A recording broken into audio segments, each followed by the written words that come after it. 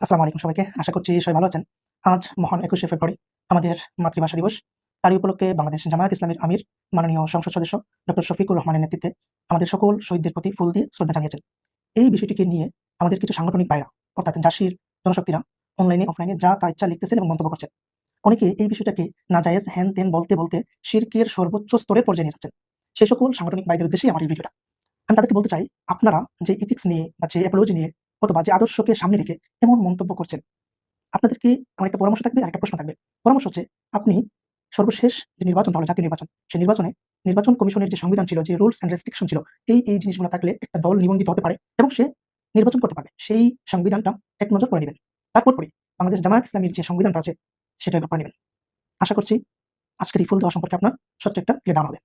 আর আরেকটি প্রশ্ন করার আগে আপনাদেরকে আরেকটু আগায় দেই। দুটো পড়ার পর আপনি যেই অ্যাপোলজি নিয়ে যেটাকে নাজায়েজ বলছেন, ফুল দেওয়াকে, আদর্শ হ্যান-ত্যান, যদি জামায়াত ইসলামী আপনার ওই অ্যাপোলজিকে শতভাগ মেনে নেয়, তাহলে এই নির্বাচনে অংশগ্রহণ করাটা তো সবচেয়ে বড় নাজায়েজ বিষয়। কারণ গণতন্ত্র সুস্পষ্ট কুফরি।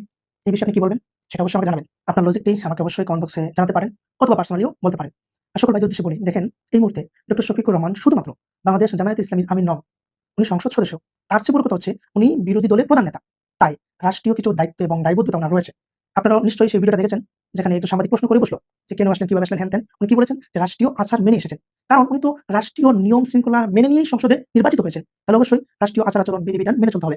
সেজন্য আপনাদের উদ্দেশ্যে বলি, যখনই কোনো কিছু নিয়ে লিখতে চান, বলতে চান, অবশ্যই সেই বিষয়ে সার্বিক দিক বিবেচনা করাটাও জরুরি বটে।